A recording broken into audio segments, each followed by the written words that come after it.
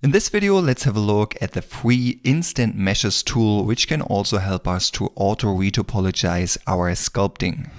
So first of all, go to this link here. The link is also in the video description. Then scroll down here and here you can download Instant Meshes for Windows, Mac or Linux. So in my case, I have downloaded this for Windows. Then you have a zip file which you can unzip and just start Instant Meshes out of the box, which then looks something like this. But before we get into this, we first have to export our model because Instant Meshes is a standalone tool. So first of all, there's a little problem with Instant Meshes.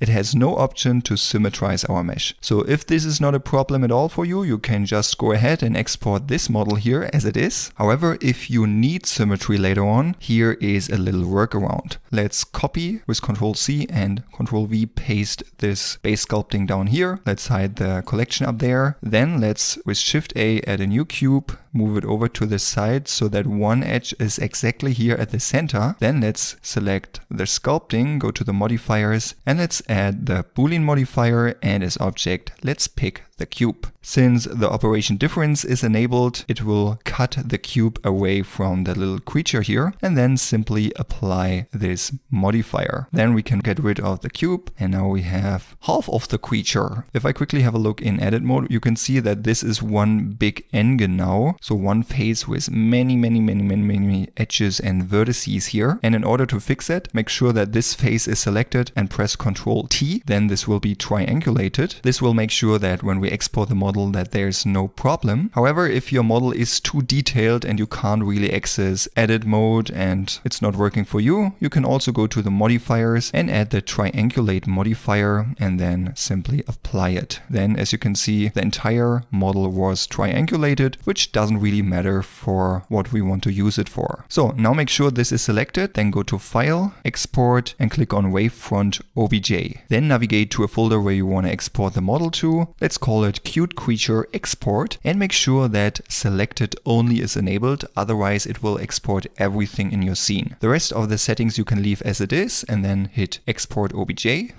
Then let's open Instant Meshes, click on Open Mesh, click on this folder here, and then navigate to the folder where you exported your sculpting. Make sure this is selected and then click on Open. Then we have imported our half creature. With left click and hold, you can rotate the view. With right click and hold, you can pan the view. And with scrolling the mouse wheel, you can zoom in and out. First of all, we have to define how many vertices we want to have in the end. Right now, 5K is selected, but we can also increase or decrease this slider over here. It's not really precise, unfortunately, but I think something like 5K should do the job here. And then let's hit yes. Then it's pretty easy. All we need to do is click on solve over here. Then we get these weird strokes on the surface, which basically defines how the grid later on should look like. And in order to see the grid better, click on this solve button down here. Now you can see how this will wrap around the model. And you can see also that the sharp edge here is pretty much preserved, which is really nice. However, in some places, this might not be as good as you need it. For example, here around the mouse area. So what we can do, we can click on this brush icon here. And then with left click and hold, we can draw a stroke around a specific surface, for example here. And then the mesh will adjust accordingly. The problem is when you have this tool enabled, you can't change the view. So make sure to disable this. Then let's go to the eye over here. Let's re-enable this and maybe draw around this area and maybe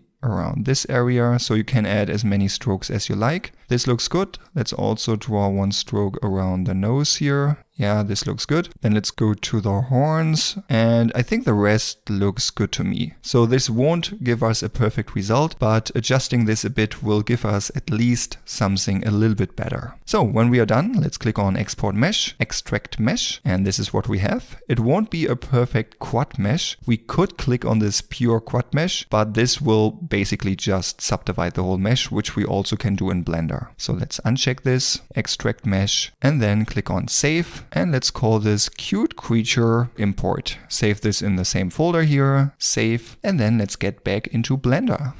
Here let's hide the half sculpting creature thing. Click on the retopo collection, go to File, Import, Wavefront OBJ, and here let's click on Cute Creature Import and leave everything as it is, Import OBJ. And as you can see, if I re-enable the sculpting here, it lies perfectly above it. Now we need to mirror this to the other side, and this we of course do with a mirror modifier. So let's add a mirror modifier here. This does look good. However, we still have the face in the inside here, which can cause problems. So let's enable bisect, which will basically cut away the other side. However, since now everything is perfectly at the mirroring edge here, the inside face won't be cut away, as you can see. What we can do, we can go to edit mode, select everything and move everything a tiny bit across the mirroring axis. Then let's go back to object mode, and then with the bisect X option here enabled, it will cut away the inner face, as you can see. Let's disable X-ray once again up here, and let's apply the mirror modifier.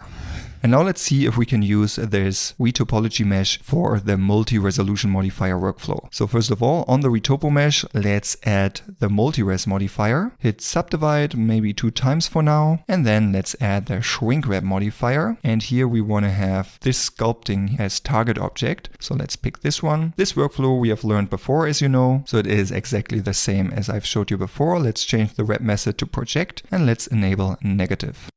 Then let's apply the shrink wrap modifier so it is stored inside the multi-res, and this is what we have. Let's enable wireframe up here to see how this looks like. You can see we have a lot of these triangle poles here all over the mesh. However, it is not too bad. So if you don't want to do anything fancy with this mesh here, just want to have a quick retopo so that you can use the multi-res modifier and add some high resolution details, this should definitely do the job. So let's quickly switch over to sculpting here, and maybe let's add another level of subdivision here. Then first of all, here we have a little mistake. Let's smooth this out to fix that. And of course I would enable X symmetry over here, and then we can go in here and add some finer details. You can see that the surface doesn't look perfect, and that's because we have these triangles on the surface. However, this should definitely do the job to add some little details here and there. As you can see, this does work. It's not perfect, but consider that it saved us probably hours of manual retopology. In some cases, you should definitely consider to use this workflow. Yeah, and this is how to use instant meshes with Blender to auto retopologize your sculptings.